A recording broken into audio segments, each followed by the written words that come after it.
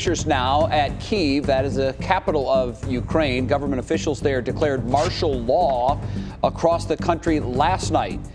The country temporarily, this move actually temporarily allows military to take control and make decisions as needed. That's right. Russia attacked Ukraine by air, land, and sea and is showing no signs of slowing down. With that, we welcome you to What's New. I'm Betsy Kling alongside Jay Crawford. We have a lot to cover tonight on the crisis in Ukraine, with the thrust of our coverage focused on the impacts it will have on us here in the United States, but more specifically for us here in Northeast Ohio. And we do have team coverage for you tonight. NBC's Alice Barr is in Washington, D.C. to break down the newest developments. Local Ukrainians opened up to our Manny Abraham about their fears. Brandon Simmons talked with experts about how this now will impact our wallets here.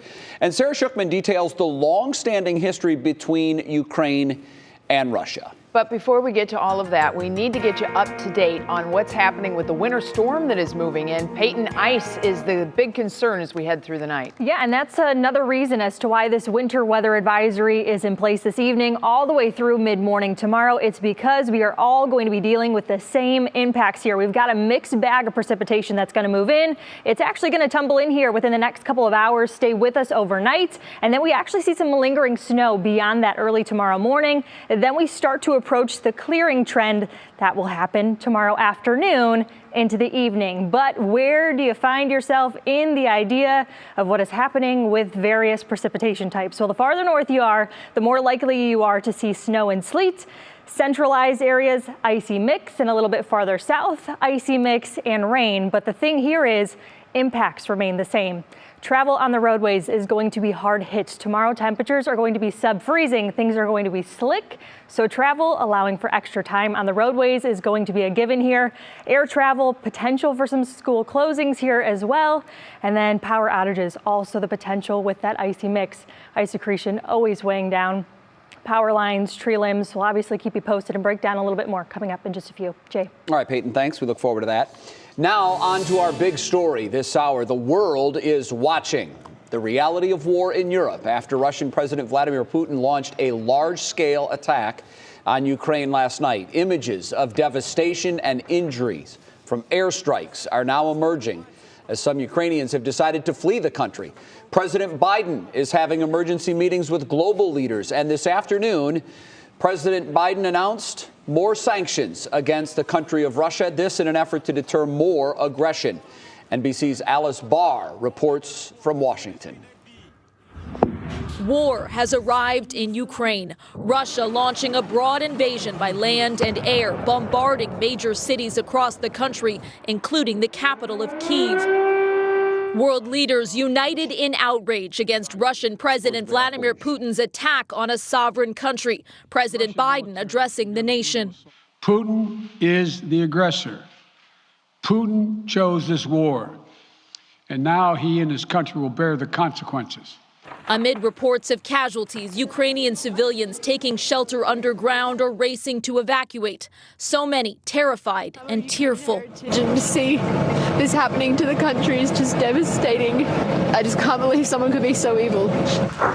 Missile strikes so far largely targeting military installations and airfields, as U.S. defense officials say Russia is trying to decapitate and replace Ukraine's pro-Western government.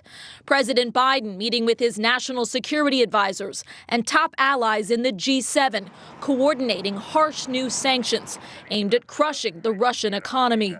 We will limit Russia's ability to do business in dollars, euros, pounds, and yen, to be part of the global economy. With sanctions and uncertainty rocking world markets, President Biden promising to protect American consumers and defending against criticism that he still hasn't unleashed every economic weapon in his arsenal, even as sanctions alone have not prevented Putin's march to war.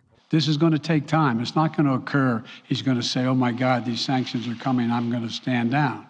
He's going to test the resolve of the West to see if we stay together, and we will. President Biden again promising U.S. troops will not be fighting inside Ukraine, but vowing more support to defend NATO allies should they enter Putin's crosshairs next. President Biden acknowledged one significant crack in the allies' economic response. Europe is hesitating to kick Russia out of the SWIFT banking system. That would cut Russia off from most international financial transactions, but would also damage Europe's economy. President Biden insisting the steps he laid out are just as punishing. In Washington, Alice Barr, NBC News. Our team coverage continues with our local community and how everyone here is reacting to the invasion. Today, Cleveland and local leaders are condemning the attack and extending prayers and support for those impacted by the news as thousands of Ukrainians and Russians call Northeast Ohio home. Manny Abraham brings us more. The world matters to Cleveland. The world is in Cleveland. The news of Russia's invasion in Ukraine could be felt across the world and right here. Thousands of Ukrainian families and thousands of Russian families, and in many cases, thousands of Ukrainian and Russian families who are married together. And I think people are feeling this very closely right now and watching the news in absolute shock. Ukrainian flags installed by the city of Parma this morning, and today Cleveland leaders and county officials issuing a joint statement with Global Cleveland and the Jewish Federation of Cleveland, condemning the attack and also noting, quote, Cleveland is home to a beautiful, vibrant community made up of thousands of Ukrainians and Russians, and we will continue to be a safe, unifying place for those seeking peace and prosperity. Andrei Voyatsky is among those who came here to Northeast Ohio. He moved here from Ukraine at the age of 17 back in 1992. There's a huge Ukrainian community. It's home away from home. So that's why we immigrated to Parma. Voyatsky visited Ukraine just 2 weeks ago. Last night was spent checking in on family. Today, feelings of worry, concern, and frustration are at the forefront. It's a terrible feeling to feel helpless. Tonight at 7, Voyatsky and community members will be here at Pokrova Ukrainian Parish. They're going to come together for a prayer service. It's also an opportunity for them to share their concerns, have a discussion, and really lean on one another for support. And we're going to have more for you coming up tonight at 6, Betsy. All right, Manny, thank you. Now, it's important to point out that as of right now, the only aid that America is sending to Ukraine is in the form of military defense equipment. But the U.S., while not involved on the ground, and President Biden today reiterated that he has no intentions to send troops into Ukraine, the effects of what is happening there will certainly be felt here at home in other ways. Brandon Simmons has more now on the local impact Russia's decision will have on Americans. Brandon, good afternoon to you. What will some of those impacts be on all of us? How will we feel what's going on halfway across the globe?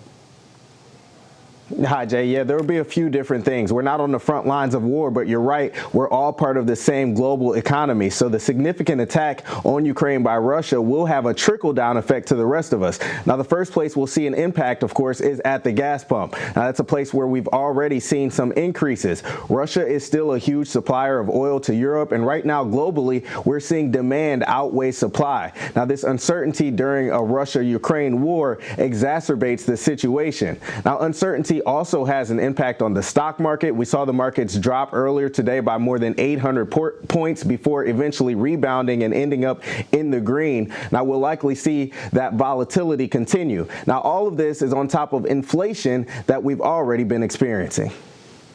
And of course, everybody has their eye on energy prices. We're already in the middle of a pandemic, or hopefully at the end of a pandemic. Inflation's on our mind. We've all seen prices go up. And you add this, so it's just adding to the uncertainty in households and businesses.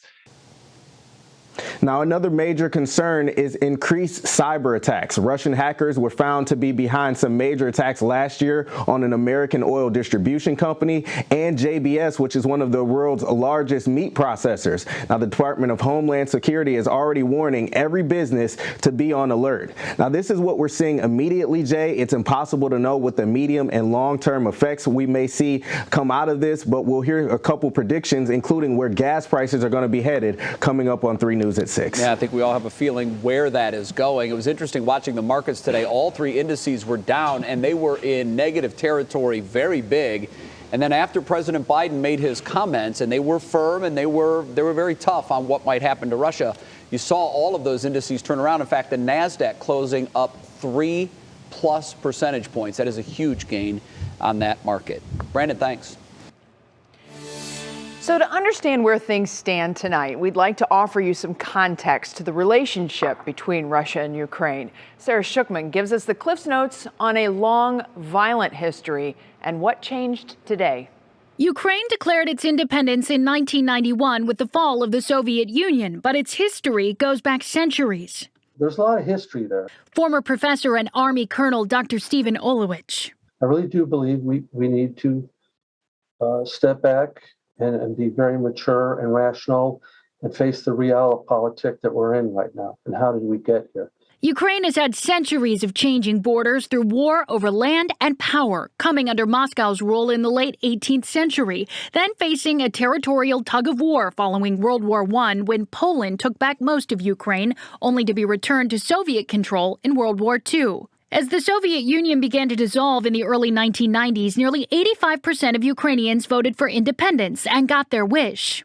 And unlike what Russian President Vladimir Putin says, most Ukrainians don't want to be back under Russian rule. There is still bitterness over the Great Famine in the early 1930s that led to the death of millions of Ukrainians.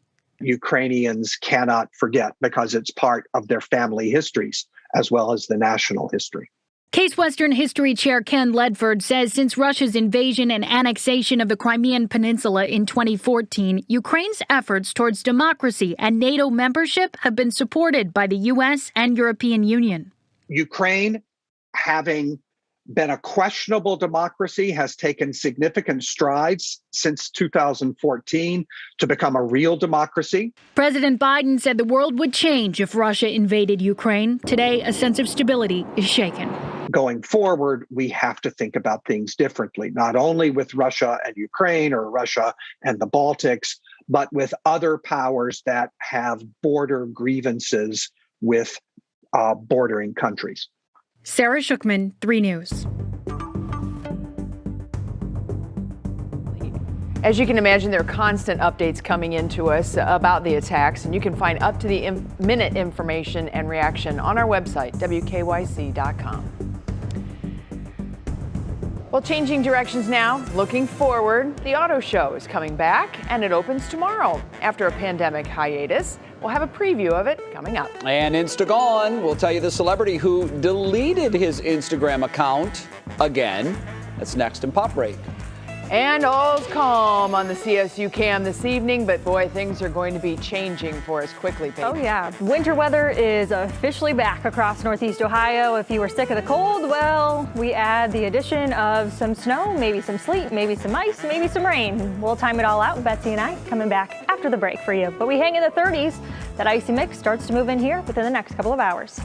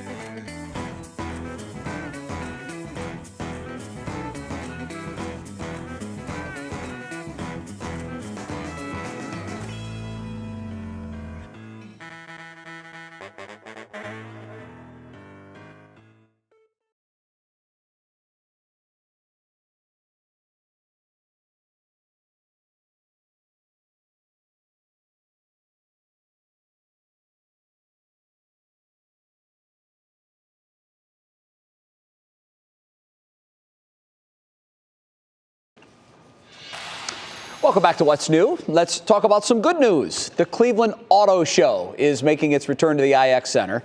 Of course, remember it was canceled last year due to COVID. This show will feature more than 500 vehicles. It will include everything from your basic everyday vehicle to luxurious $3 million cars. Bronco, Ram, and Jeep all have tracks indoor. That way you can test drive some of the new vehicles. Meanwhile, 4 other manufacturers will let you test drive their vehicles outside the IX Center. With the cost of vehicles on the rise and hard to find, Lou Vidantonio with the Auto Show says it makes the show more important. Vehicles are coming into dealerships and automatically leaving very, very quickly because they're either pre-sold or they don't stay around for very long. We don't have a large inventory.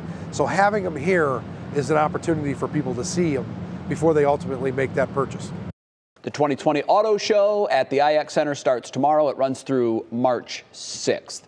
And I think that as we're starting to sort of make that transition back into our new normal post-pandemic, I think this, for many, will be that first big event where everybody comes out and they're not worried about catching the virus or COVID. And it feels like we're getting closer to that than we have at any point in the pandemic. I'm excited. I wonder how many people are looking to go to the auto show and they're not going to be looking at the traditional vehicles that they have looked at in the past. Yeah. They may be more looking into the hybrids and the electric vehicles with everything that's going on in the world and the trend that things are going in. Yeah. I think it's definitely a market that a lot of people are going to start to explore more and more. Well, we're diving into that with our automakers. Our domestic automakers are really diving into that pool because they know that that certainly is the future. The big question is, at this point, can any of the automakers keep up with demand? It is so bizarre when you drive by the new car lots. There's no inventory. Especially with the 4x4s and the front-wheel drive vehicles. Yeah. It's winter still, everybody, here in Northeast Ohio. And right on cue, we have another winter storm that is moving our direction. So here's a live look at the radar right now. The sweep is going around. And if you look way on the left side of your screen, there's just a little bitty bit of a blob. That's the beginning of it. Way out there. That's the snow.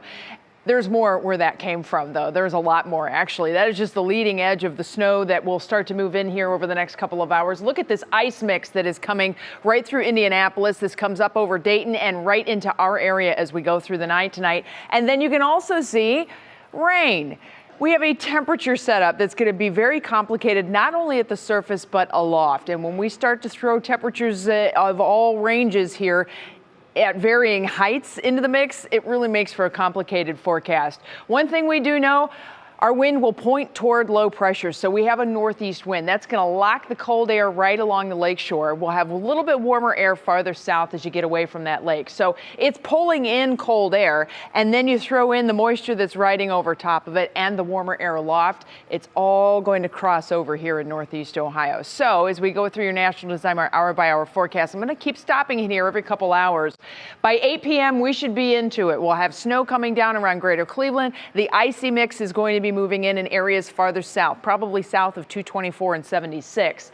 This will be moving north and south. This is not set in stone in any stretch of the imagination, but just take the general idea that we not only have snow, we have sleet and snow, we have sleet and freezing rain, and we have rain. So all of this kind of unfolds as we go hour by hour here, and you can see that that kind of stays put. Far southern areas, look at Dover, 33 degrees with rain, not expecting that freezing rain accretion, so no glazing of ice. But just wait, because that north wind really starts to kick in. We're going to drag in even colder air in the early morning tomorrow. And by 5 a.m., look at the break in the precip, but that cold air starts to sweep in, and then Dover's temperatures start to go down after daybreak tomorrow. So even though you are not getting hit with huge amounts of snow or freezing rain in Dover, New Philadelphia, over toward Carrollton, back into Millersburg, you will still have impacts tomorrow because it's going to start to freeze up as we go through the day. So snow and sleet primarily along the lakeshore areas, maybe one county in, and then we get into that sleet freezing rain mix throughout greater Akron, back into Worcester, Mansfield, you're in that too. And if we put some numbers on all of this for everybody, the numbers are not exciting. Don't focus on the numbers. Focus on the impact. You hear me say that all the time. There is a winter weather advisory in place. That advisory means it's a heads up that we will have impactful weather, and we are talking about road impacts primarily. So slick spots on the roads. Air travel is still going to have some impacts, not only because Cleveland's not the only place dealing with the storm system. It stretches up into New England, too. School closing is a possibility tomorrow morning, and power outages, we'll deal with those. Overall, though, by the time we hit 9 a.m., we'll be on the backside of this, and Peyton has more on how the rest of the forecast shakes out. Yeah, we are going to be on the backside of this after we pass that 9 a.m. hour. Yes, there will be flurries lingering, but we are going to stay cold. And that is the beauty of this system here, is that's where those slick spots really reinforce early tomorrow morning. So, yep, we hang in the 20s. Silver lining to the forecast. We always have to find it, and it is this weekend. The sunshine is back across the area, although we do stay cold and slightly just below where we should be for this time of the year.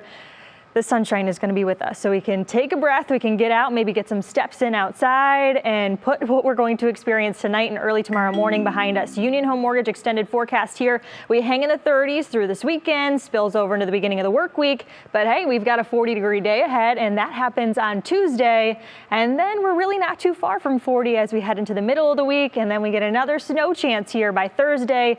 But really, most of this upcoming week and the start of March is pretty darn quiet, Jay. We like quiet. We Quiet do. is good. Thank you, Peyton. Well, wedding bells are ringing. We're going to tell you which rapper married her longtime girlfriend. That's ahead in your pop break.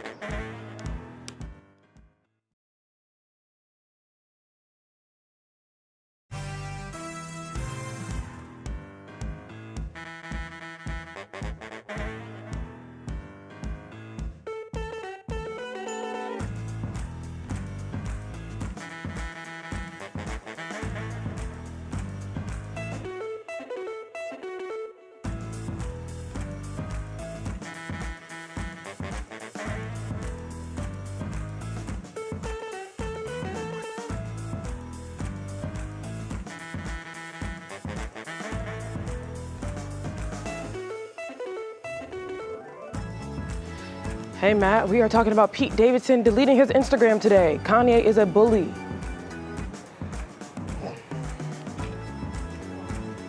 Right? No shockers here.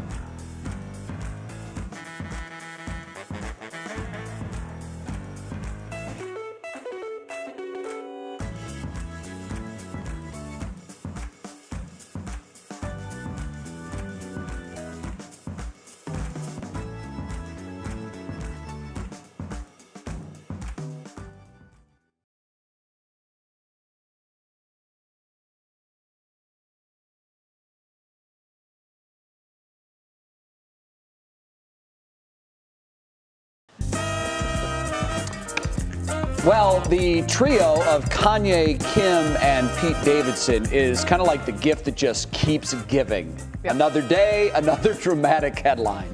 Well, Kira Cotton is here now with the latest on all of this and other top headlines from the entertainment world. Hi, Kira. Hi, Jay and Betsy. You know, just because you're tied to a Kardashian, it doesn't automatically make you ready for the fame. There's a lot that comes with it. Comedian and Saturday Night Live star Pete Davidson has deleted his Instagram again. His account, @PMD, is no longer in existence. The erasure of his profile from the platform comes just 1 week after he rejoined the social space. But before he left, according to reports, he was only following 2 people, his girlfriend Kim and Sebastian Stan. Turns out, keeping up with the Kardashian isn't as much fun after all. At least not on social media, that is. And wedding bells rang for rapper DeBrat and longtime girlfriend Jessica Dupois this week. The couple got married on Tuesday at the Horse Mansion in Georgia.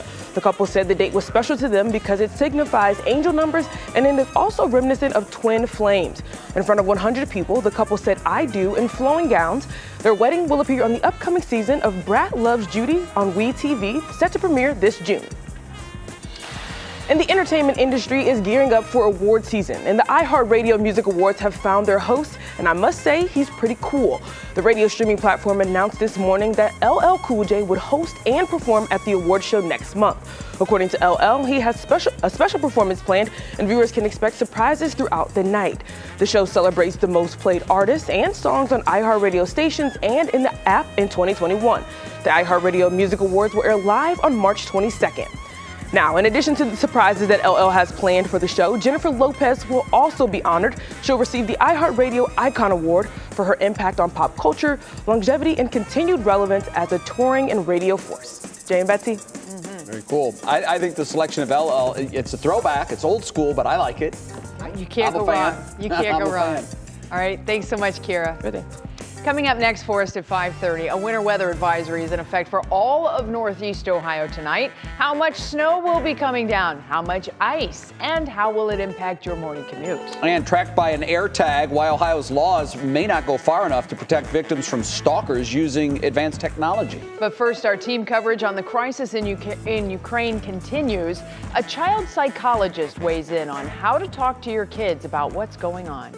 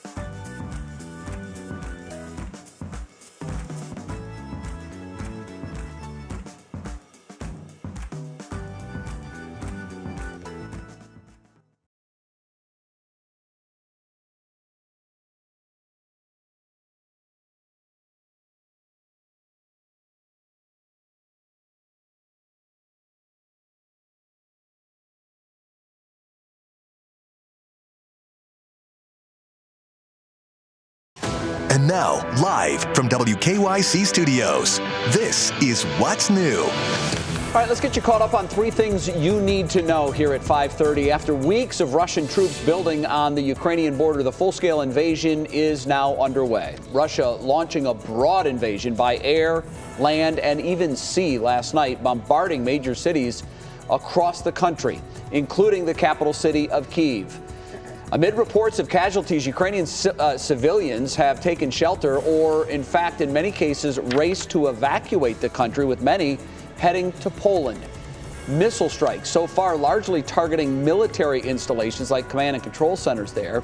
U.S. defense officials say Russia is trying to, quote, decapitate and replace Ukraine's pro-Western government.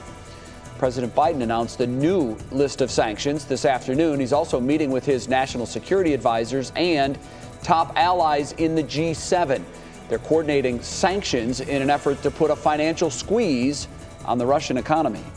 We will limit Russia's ability to do business in dollars, euros, pounds, and yen to be part of the global economy.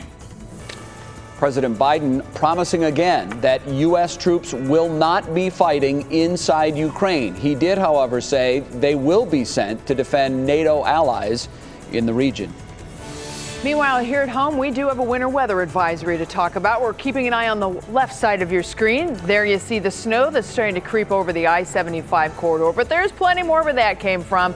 We have a quick moving system that comes through tonight. That's going to help to hold down the totals. It will not help with the impacts. We are talking about snow and sleet in greater Cleveland, an icy mix across Akron to Mansfield and out toward Warren, and then farther south, that icy mix and rain that's expected to freeze up as temperatures drop tomorrow. There's a look at just how much is expected to come in. But again, we don't focus on those numbers. We're going to keep focusing on the impacts. Winter weather advisory continues overnight through mid-morning. And Betsy, even though COVID cases are declining in Ohio, some hospitals are still under pressure.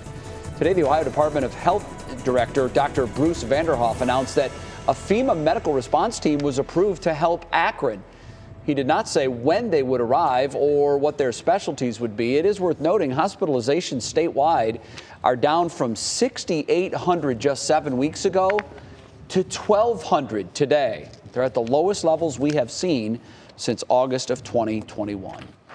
And with that, we welcome you back to What's New. I'm Jay Crawford alongside Betsy Kling on this very busy Thursday. My goodness. It is. It's multi-layered, right? We have a lot going on around the world. We have a lot going on here at home.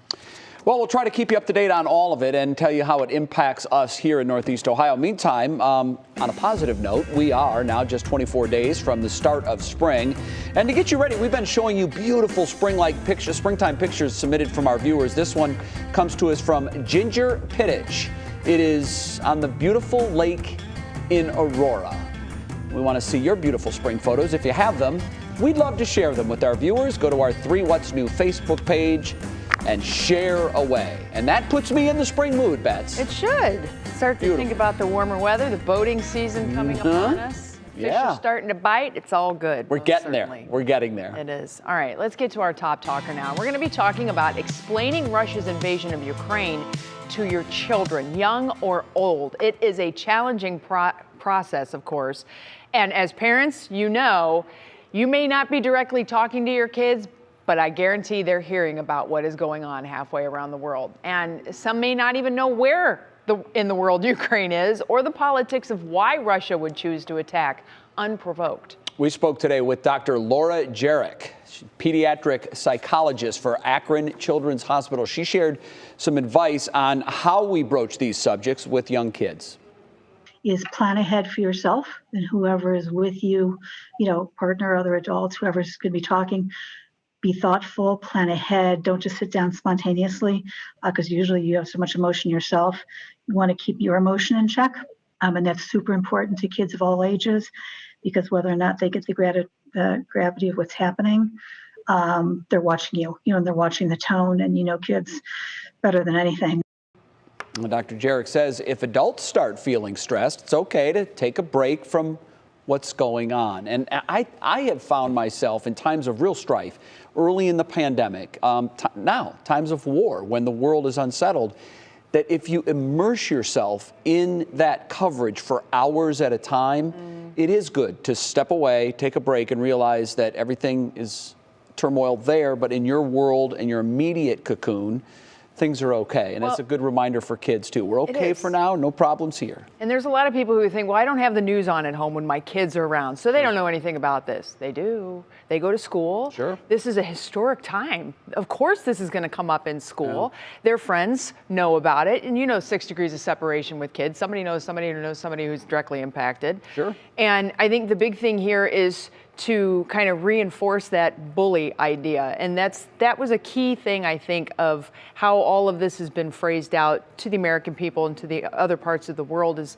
that, you know, Russia is acting like a bully. That is a buzzword for your kids. They know exactly what that is. Yeah. So, you know, if you want to continue that conversation, that's a great starting point to kind of bring it down on their level. Yeah, and the one thing Dr. Jarek said that I can really relate to is they take their cues from us. Yep. They can read our nonverbals, and they can read our moods, and they can tell if we're concerned, they're concerned. Mm-hmm. And we all know the last 2 years have been very difficult on our young people. The last thing we need now is another world crisis for them to immerse their worries in. Mm-hmm. Be careful. Right. Let's move on to some medical firsts. We'll be introducing you to the doctor that broke barriers from the time he was in med school till he became the first black male surgeon general. Then AirTag troubles. We're going to tell you why police may not be able to keep up with new technology being used by potential stalkers. That's next.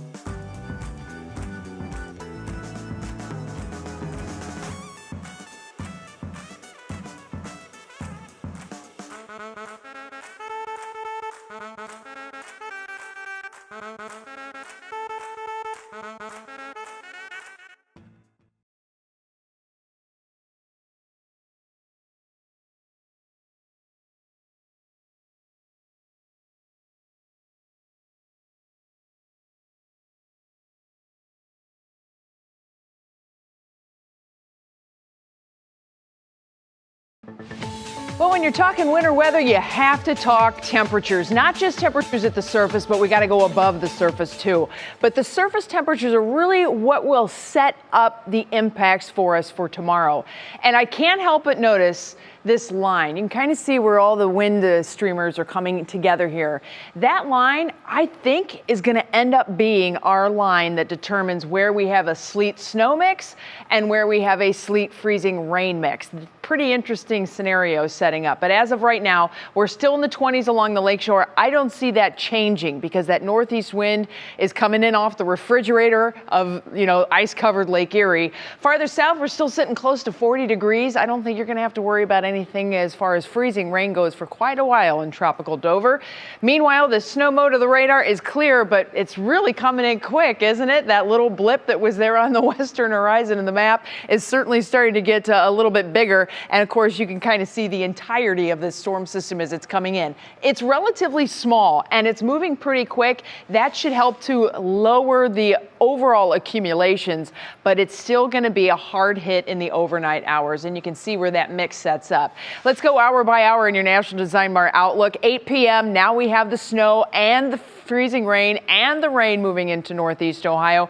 Where those temperatures are in the 20s, we have below freezing temperatures above the surface as well. That sets up snow. Where we have temperatures at freezing at the surface, but just above the surface, the temperature is above freezing. That will set up freezing rain. Rain that freezes on contact. And then where the temperatures at the surface stay above freezing, we won't have the freezing rain until tomorrow when the temperatures go down. But I digress. We will still have this changeover from the snow to the ice mix to the rain all night. And you can see that line that I was mentioning on the temperatures with those streamlines. I think that's pretty interesting that already that line is set. So we'll see how much it moves north and south through the overnight. But the big story here is that by about 5 a.m. we should see that batch of moisture working out. We'll still have some scattered snow showers coming in, but we are expecting temperatures to go down as we head into the afternoon, especially in our southern areas, and that would set up the idea that all of that standing water will potentially start to freeze up. So snow and sleet at the North Shore areas, icy mix inland, and that icy mix with rain farther to the south. I showed you the numbers, but we don't focus on the numbers. Had a Facebook post. Why do you say don't focus on the numbers, focus on the impacts? I guarantee you there's going to be people saying we are only getting 1.5 inches of snow. Yet the roads could be really yucky tomorrow morning because if we get that sleet mixing in there. So that's why we say don't focus on those numbers. But, and not to mention the fact the numbers will probably continue to change a little bit, winter weather advisory continues through the overnight hours. And yes, roads are going to be the big impact here. Air travel could be impacted tomorrow morning. School closings could also be impacted tomorrow morning. After the morning, though, things get better. Here's Peyton with more on that. Yeah, and the beauty of this quick hit here is that we're not focusing on an entire day tomorrow full of snow. We will focus on an entire day staying cold and cloudy, though. The potential for a sun peak or two, but tomorrow morning is where we see the lingering snow really taking over. Once again, flurries possible as our winds are now then coming off the lake here, and we could see a little lake effect tomorrow as well. When it comes to the weekend outlook, though, there is sunshine in the forecast both Saturday and Sunday, although it does stay in the 30s and a few degrees below where we should be this time of the year. It's not going to be too shabby. Union Home Mortgage extended forecast, we stay in the 30s all the way through Monday.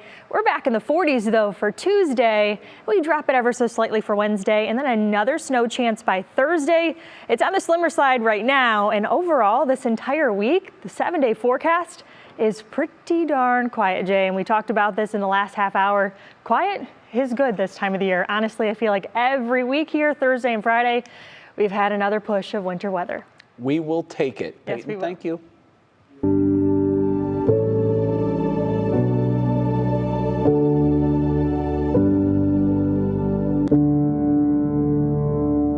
Dr. David Satcher holds many firsts in the field of medicine. The first black director of the CDC, and during the Clinton administration, is the nation's first black male Surgeon General.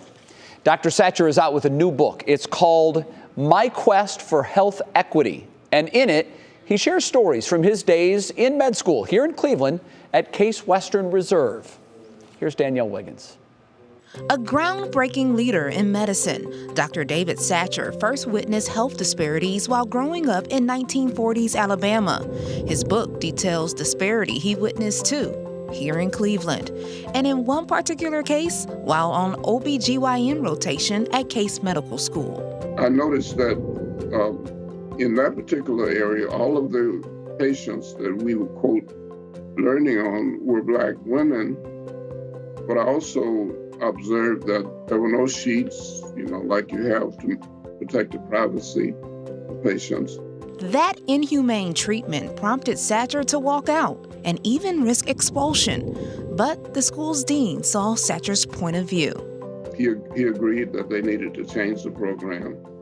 Not only that, and this was an amazing surprise to me, but the other 9 students on that rotation had decided to walk out the next day. Since 1968, conditions have improved, but not enough. Inequality still exists, and Dr. Satcher calls on all Black healthcare providers to be the push for change. We also have the responsibility to work to make medicine available, quality medical care available to everyone. Coming up for us, everybody, tracking tags, the new dangers Apple AirTags pose, and why police may not be able to keep up with the new technology. And a local Star Wars fanatic is headed to Disney World. We're going to introduce you to the special 10-year-old who's getting a preview of a brand new experience. That's ahead. It's our Show Us Something Good.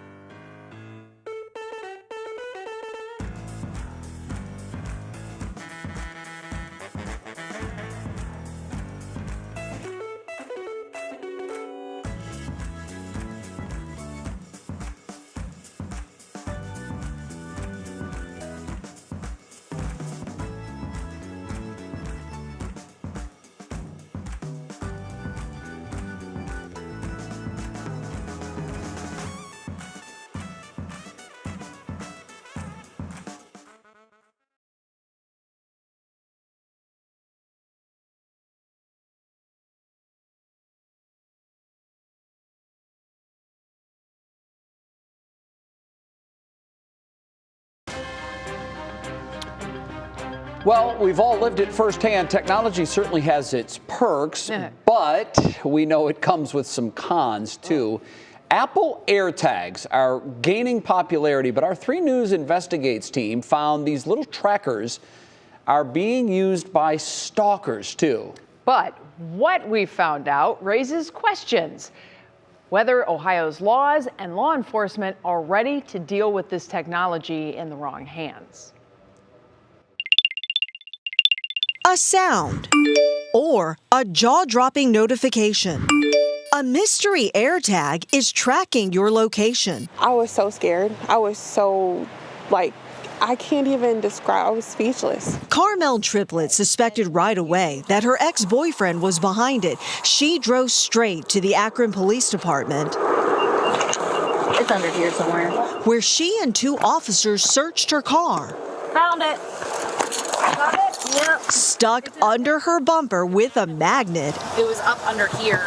And wrapped in a plastic bag, the AirTag that had been tracking triplets' moves for the last 24 hours. And I had no idea that they were someone had that much power over my own life that I had no idea about. I was scared. And on police body cam. Sorry, I'm just trying to figure out how this works. I have no idea.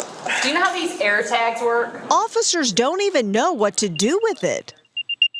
The Apple AirTag uses Bluetooth technology to help people find their lost stuff. It's not a GPS signal. Instead, it relies on the 1 billion iPhones in the world sharing location data to show you where it is. And that makes the small $29 device a cheap and powerful tool for criminals, too. Model Brooks Nader was at a crowded bar in Manhattan when she says someone dropped an Apple AirTag into her coat pocket. This is AirTag. Since their debut last spring, reports nationwide of stalkers using AirTags. Triplets police case is the first in Akron, where investigators haven't decided yet whether to charge the ex-boyfriend. You can't track people without their knowledge. That's not legal. And you might be thinking that too. However, the laws in Ohio may not protect you. What tools do you need to prosecute a case like this? Summit County prosecutor Sherry Bevan-Wall says in Ohio, tracking a person without consent could be a misdemeanor, menacing by stalking. But there's a caveat. You typically need to show a pattern of behavior. So you usually need to show 2 or more instances of stalking behaviors. So, hey, stalker, you get a one-off. You know, it's one of those laws that can be really difficult. I don't think the intent ever is that we want to allow someone to do something once, but not more than once. Wall says it's also not clear if slipping a tracker on someone is a crime by itself, which is why domestic violence advocates say Ohio's laws need to evolve with technology. It's hard and it's hard to keep up with, but it would be really helpful to have some laws that target more specifically. A 3 News analysis found 19 states with specific laws against electronic tracking. Of them, 8 making it illegal to put a tracker on a car without consent, while 11 go further, banning the use of these devices to secretly track someone. So how about suing in civil court? Well, the 8th District Court of Appeals ruled that putting a secret tracker on someone's car isn't even invasion of privacy. The court said that it's no different than me watching you drive down the road. In response to stalking reports, Apple now sends a notification if an unknown AirTag is moving with you for 8 to 24 hours, which is how Triplet found out. Over 24 hours is such a long time for anybody not to know they're being tracked. But how well does Apple's warning system perform? I let a coworker track me. Are surprising test results still ahead? All right, well, Apple responded with a statement that says, in part, we take customer safety very seriously and are committed to AirTag's privacy and security. AirTag is designed with a set of proactive features to discourage unwanted tracking, a first in the industry. The company also announced software improvements to make AirTags safer. Tomorrow night, we put Apple's safety alerts to the test. Do they actually work and help keep their customers and users safe? We'll also show you how to search for an unwanted AirTag and what to do if you find one. This is fascinating. I had never thought of the flip, right? So to dump it on somebody and let them run around and you get to track them. That never even entered my mind. No, because you're not nefarious. Well, nor am I. I mean, I can but you know what's scary? I know you can. But what's scary is there are always people out there looking to use what were intended to be good technology and inventions for bad. And this is one of those that I'm confident that Apple will in time come up with a way where you get an alert automatically if there is one near or around your person, and you can automatically deactivate it. That would stop it in its tracks. Right. To date, even though they say they have these safety measures, we don't yet know how effective they are. We'll find out more about that tomorrow. But it's crazy to think that people are out there doing that. It really is. Coming up, one local Star Wars fan gets a chance of a lifetime. It really is cool. We're going to tell you all about why this brave little boy will be one of the first in the world to test out Disney's new Star Wars Galactic Star Cruiser. That's next.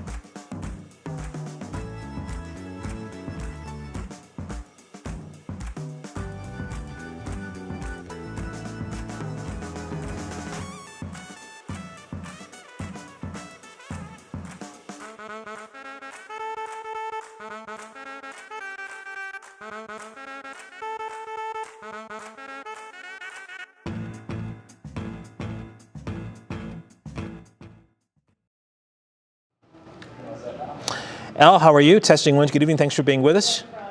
Just found out Laura has never seen the. So we're having a discussion. Or Star Wars mic check. It's time for our Show Us Something Good. And tonight we want to take you to Tim Misney. Where's your big layover? Layovers, and they're both the same. Okay. Well, as long as your return travel isn't that bad. Yeah, supposedly we're still just one layover in Phoenix, but we're going to go overnight. You're going to Hawaii. Yeah, So. we're going to stop in Phoenix overnight and stay with Pickle. Yeah, I'm here. Yeah, to break it up coming back. But because it was supposed to be like, just get out there and we'll deal. Yeah. Brandon's microphone from the basement as usual, where we're always hanging out. Thanks.